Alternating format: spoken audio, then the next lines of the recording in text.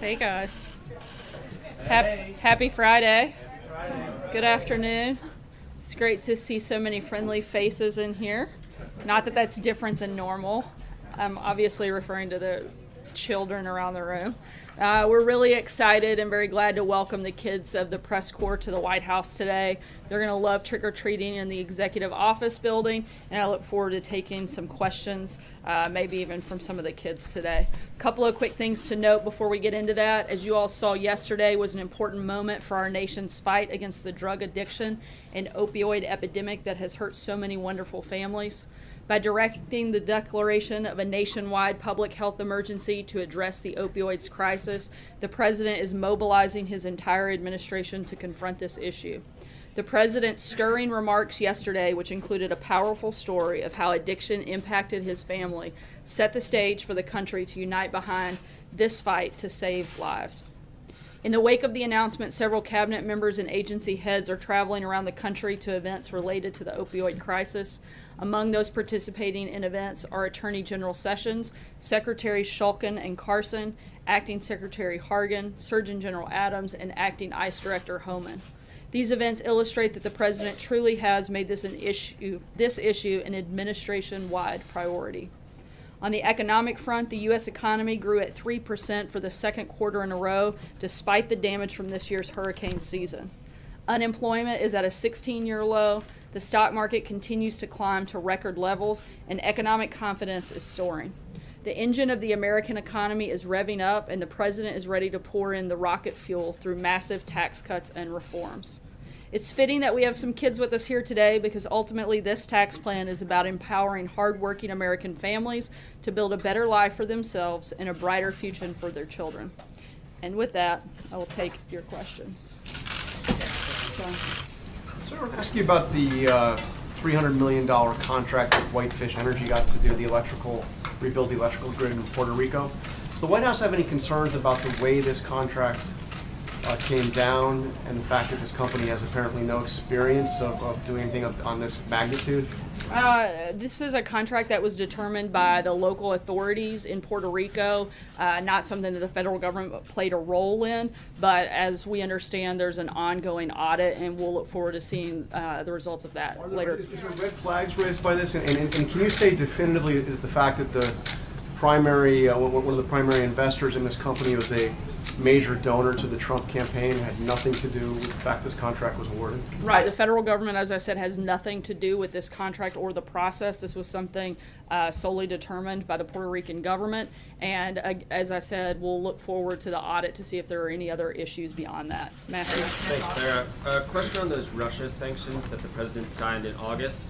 So the recipients of those sanctions were supposed to be named on October 1st, and that just came out today. I'm wondering if you can explain the delay and how soon the administration will actually act to implement those sanctions. Right. There was an interagency review that's now been completed. That was the cause for the delay. The guidance was issued by the State Department, and that's now being carried out. And for any further details, I'd refer you to the State Department.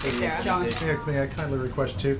The President tweeted out this morning regarding the Russia investigation, quote, "After months of costly looking." Is the President suggesting that the Mueller special investigation is a waste of money? I think that the President's been pretty clear what his position throughout this process. That's not the only investigation that's taken place. Congress has spent a great deal of time on this, a better part of a year. All of your news organizations have actually spent probably a lot of money on this as well, which we would consider probably a pretty big waste. I think that our position hasn't changed since day one. And I think we are seeing now that if there was any collusion with Russia, it was between the DNC and the Clintons, and certainly not our campaign. Question number two. Sorry, I'm going to move around. We're going to be on a tight time This is an important one on 401ks. Well, then maybe one of your colleagues will ask. Zeke, go ahead. Begging for two here also. First, if you have any comment on the situation in Catalonia and Spain more broadly, that the State Department put out a pretty sharp statement saying the United States wants a unified Spain. Would you echo that from the podium? Has the President made any phone calls on that? I'm not aware of any phone calls today, but we certainly echo the State Department and again reiterate our support for a unified Spain. And Sarah, one more. Sorry guys, I'm going to jump around to. Thanks, Sarah. try On to Whitefish cover everything. Energy, the president met this morning with Interior Secretary Zinke. He's from the town where that company is based. The president asked him directly whether he had any knowledge of this deal. The primary purpose for this meeting that has been on the schedule for several weeks was to discuss the Secretary's monuments report that'll be coming out shortly, and that was the reason for the meeting. But he did ask Secretary Zinke just for clarification purposes, and he reiterated once again that we have no role, the federal government, and specifically he had no role in that contract. John? Thanks a lot, Sarah. On Whitefish Energy, another question on this company. Prior to Hurricane Maria, it just had 2 employees. And then after Hurricane Maria, it's awarded a $300 million plus contract. I realize that you said this was a contract that was awarded by officials in Puerto Rico, but would you acknowledge that doesn't look right just on the surface of things? Look, I'm not going to comment before the audit is conducted, but we certainly look forward to seeing the results of that. And once again, this was a state and local decision made by the Puerto Rican authorities and not the federal government, but we will look into the audit once it's public. The president has said there's a lot of corruption Sorry. in Puerto Rico. Would you think that this falls under that umbrella of corruption? Once again, I'm not perhaps? going to get ahead of the audit, but once we have that, we'll make a determination. You mentioned the opioid crisis at the beginning of your remarks and how the president yesterday declared it a national public health emergency. That declaration did not come with a request for money from Congress. How much does the president want Congress to put towards this crisis, and when will he put in a formal request for that money? Well, there was $45 billion that was originally in the health care plan that the president supported that no Democrat in the country supported. So ideally that would have been done through that, but since it wasn't, we're hoping that Congress will come together and there will be a lot of bipartisan support to put behind the opioid crisis and joining the president in dealing with this effort. Major?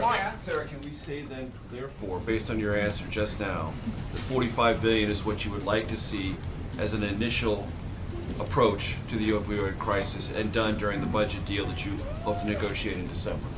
I'm not going to negotiate with you from the podium, but that was the number that we outlined in that initial health care bill. There's $1 billion that's been spent to date since the president came into office. We do feel like that $45 billion would have been a good number that was in the health care bill. That was what we supported. We're going to continue looking at that and determine future numbers as we work on negotiating the next Is that a good budget. place to start with Congress, though? Isn't that a good place to start with Congress? In the meeting that the president had with Secretary Zinke, did he agree with the recommendation to shrink the size of Bears Ears National Monument in Utah?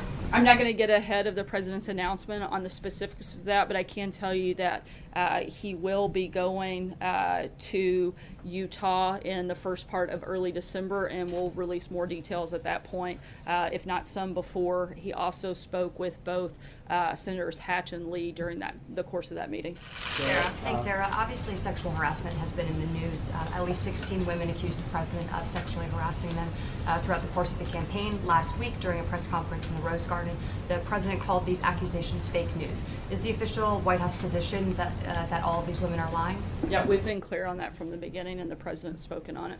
John? Yeah, thank you, Sarah.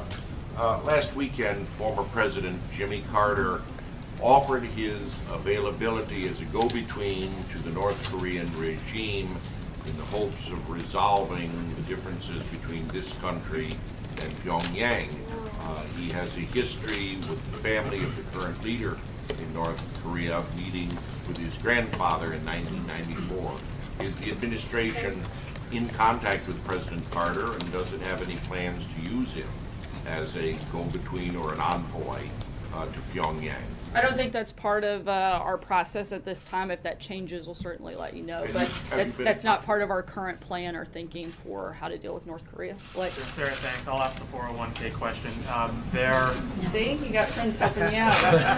Helping my colleague And you didn't think anybody here liked you, John. I've got John's back. Is the president considering dropping the amount of pre-tax contributions that Americans can put into their 401k? Currently, that's at about $18,000. It seems as if this whole issue is up for negotiation. Does the president support taking that $18,000 or so level and potentially lowering that? As I said earlier this week, the president wants to continue to fight and push for protection of Americans' retirement, and that hasn't changed, but I'm not going to negotiate any deals beyond that, but that's the president's position, and that's the same today as it was earlier this week. Thanks, Sarah. There's been a number of politicians over the past week, including Chris Christie here at the White House yesterday, who have said that Rob Mueller should step aside from certain investigations within the special counsel. Does the president share those views?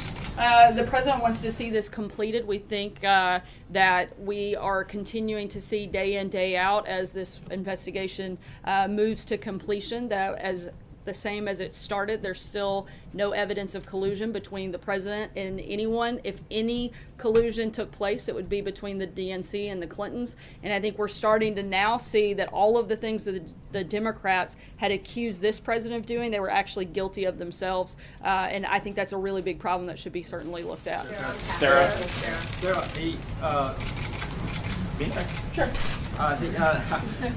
the lawmakers in Egypt are preparing a measure that would criminalize homosexuality with up to 5 years in prison.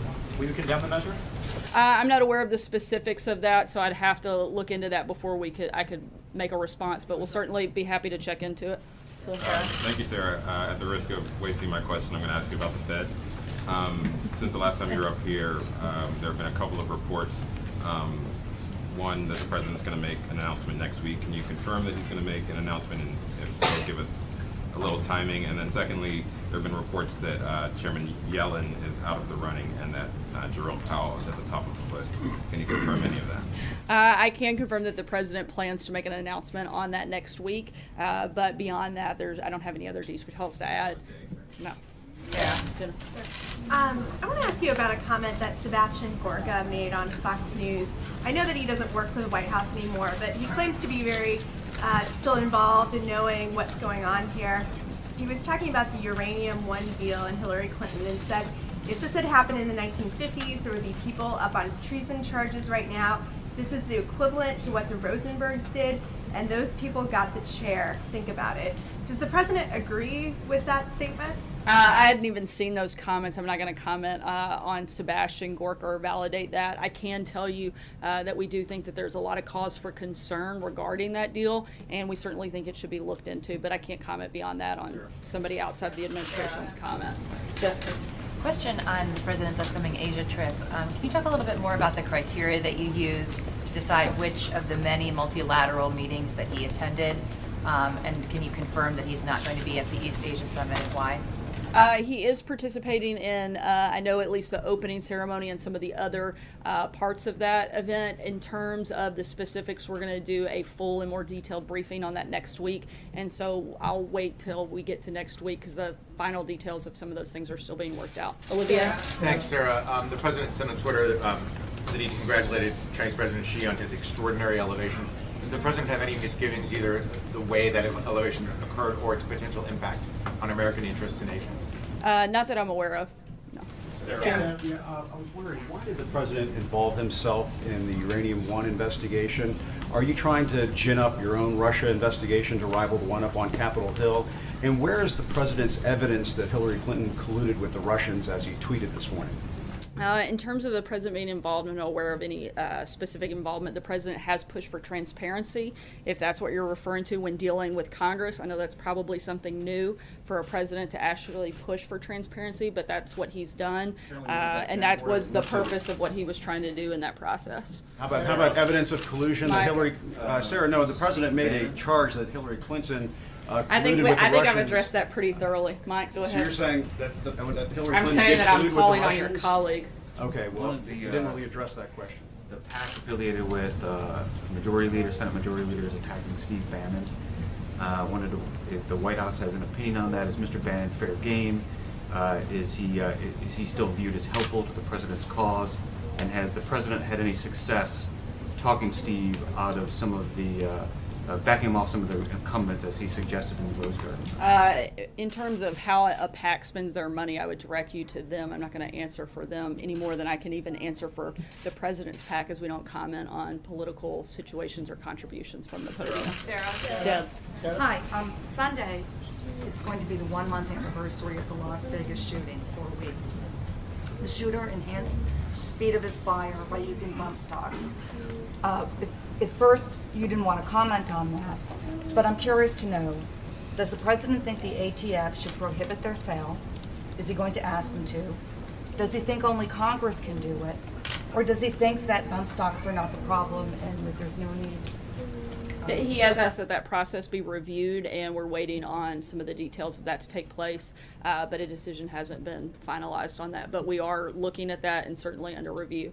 I'm going to cut us a little bit short today, and I have one last announcement that I wanted to make. The president asked me to let all of you know, those of you that have your kids here for trick-or-treating, before they go over to the executive office building for trick-or-treating, he's invited them to come into the Oval. So if you would like to have your kids participate, please meet us here, and we'll walk them over shortly, and then give them back to you so that you can sugar them up and take them home to your house to run wild. Thanks so much, and have a good Friday.